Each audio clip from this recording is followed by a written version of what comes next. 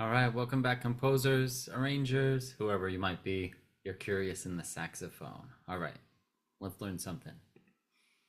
So, properties of the saxophone, invented by, let me give you a moment to Google Mr. Sax. Well, you'd be close. Adolf Sax in the 19th century. Very saxy gentleman. Oh, sorry for my joke. Okay, moving on. Saxy, not saxy. The four classifications you'd need to know: soprano, alto, tenor, and baritone, of course. If you don't know what keys these are in, all you have to do is remember one of them, and then they alternate. So if you remember that the soprano is in B flat, you could think of that as most closely related to, let's say, the clarinet, which ideally you've already discussed. This has a slightly higher range. And of course, it transposes the same way a clarinet does, which is it's sounding down a major second. So if you were to play a C major scale on the soprano saxophone, of course it would come out as a B flat major scale. It's as if you took your whole keyboard and tuned every string down a major second. Okay, so if you remember one of them, you could remember soprano in B flat associated with the clarinet in B flat, and then it's every other one going down would be B flat and then E flat, B flat, E flat. Now you might be saying, well, what makes them alto, tenor, baritone? Well, we're talking about octave displacement. So first of all, the alto saxophone, again, if they are playing, remember that when we say alto in E flat, that means it's in relation to C. So if you think of middle C on the keyboard, the resulting pitch, if they go to finger that C, is a major sixth below, which would be E flat. Not to be confused with clarinet in E flat, which is one of the few instruments that sounds higher, not lower. So alto saxophone sounds lower, like most of the transposing instruments. All right, so tenor in B flat then is like the soprano saxophone, but of course displaced by an octave. So again, if you played C major, that's going to come out as B flat major, a whole octave plus a major second, also known as a major ninth. And you guessed it, baritone in E flat, just like alto in E flat, sounds down a major sixth plus an octave. You might call that a 13th if you wanted to. So again, major C major would sound. Okay, so it has quite a big range in terms of the soprano, alto, tenor, baritone choir, much like the range of the human voice. Okay, range, slightly higher in terms of where the starting lowest pitch is than the clarinet. And it also has a slightly smaller range in general, much like a voice, actually.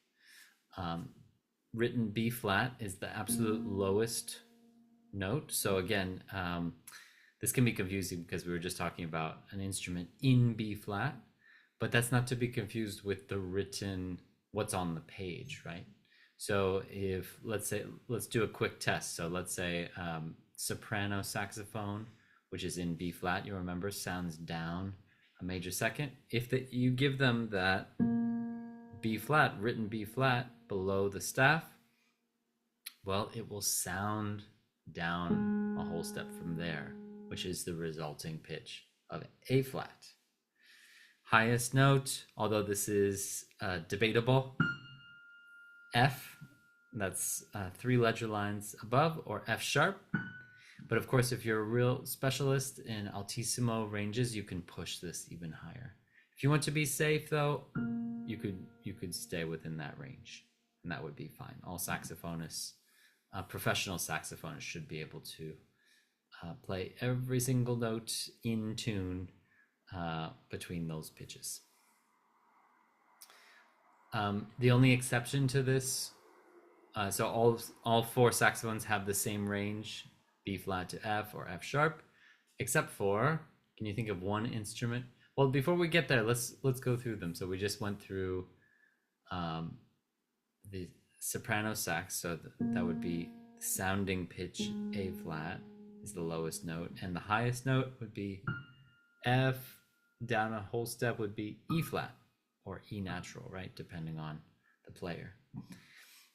So let's do the same thing for the alto saxophone. So remember, alto saxophone sounds down a major sixth.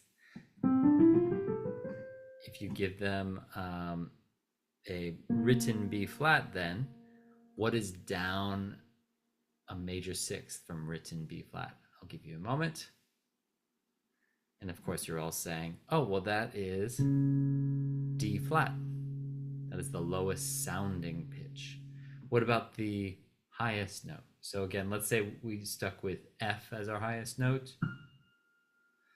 What is down a major sixth from high F? And of course, you would arrive at A flat. So it looks like, oh, well, the bottom note is a D flat, top note is A flat. These are sounding pitches. Oh, can you think of, well, what might be missing from our, really common note that we're so close to? If we were to think about the other saxophones, so tenor saxophone is also in B flat, down an octave. Okay, so similar to soprano saxophone. What about the bari? Well, same thing. If we had the same low note, we'd have a low D flat. This is really close to that C, of course, and that would be really useful to have in all kinds of occasions because C is such a common note. So what do you think? The only exception is the baritone sax, which has a low sounding A. So lowest A, which is a sounding C, right? So the written A, sounding C, as I just said. All right, that is the same C as the cello's lowest note. It's also when we say, let's say a low C for a bass singer, that's the low C we're talking about. So it's funny, right? It doesn't look all that high. You'll notice that all of these are written on the treble clef. Do not write on the bass staff for your transposing instruments for saxophone, right? They're all written on the treble staff. Okay, much like the oboe, the saxophone has a dynamic curve that is a blank to the top. Much like an oboe, the dynamic curve of the saxophone is a blank to the top. You got it, diminuendo. So now, of course, does that mean you can't play louder notes up high? No, not necessarily, but it's harder to control the lowest range of the saxophone. If you wrote pianissimo on a low written B flat, well, that doesn't make much sense. Lowest range is rich, reedy, and velvety. The middle range becomes more delicate, smooth, and flute-like. The high C resembles a rich flute sound. And the lowest notes are harder to control, less than mezzo forte, MF. Baritone horn has the capability to be more controlled in the lowest register. And this is an important distinction. So jazz versus classical school, which is now a very old-fashioned thought. In fact, most players will have both experiences working on, let's say, etudes in the classical repertoire or excerpts in the classical repertoire. And then those same players will go and play in jazz band or jazz combos. So that distinction isn't quite there anymore.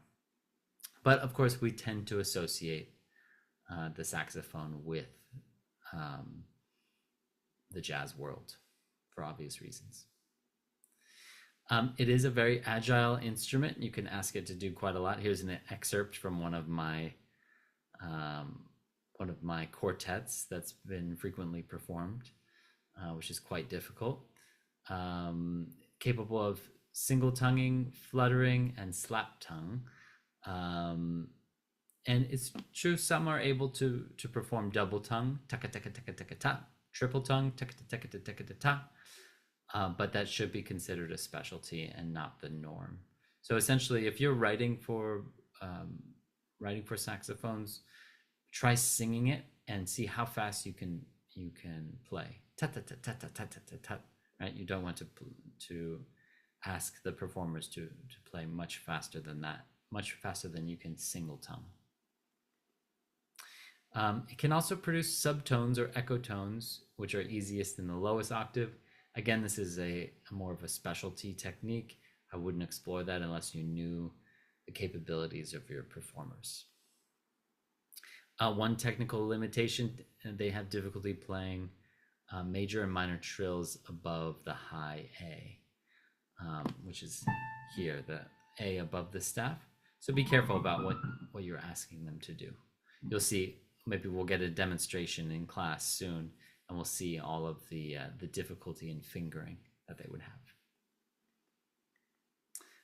In terms of the differences in saxophones, of course, we're all used to hearing the 4 flavors, but if you had to describe it, soprano saxophone has an excellent solo voice. It's reedy, pungent in the lowest register, and sweet and clear in the upper register. The alto sax has more literature than others, has a rich tone, and is rather horn-like, like a French horn, bassoon, or cello. Tenor saxophone associated with jazz and popular music. I'm thinking 1980s solos, if you know your 1980s well. It's more aggressive sounding, again, more horn-like or organ-like. And the baritone sax, the most mellow of all saxes, often relegated to the bass role, has a rich and reedy euphonium-like quality, has clear articulations, and it excels at marcato staccato figures. Here are some excerpts that we could explore. Mussorgsky, Pictures at an Exhibition, Prokofiev, Lieutenant Kijé Suite, and the Ravel Bolero. All right, this gives us the basics of writing for saxophone, and hopefully we get some good hands-on practice in how to write for them soon. All right.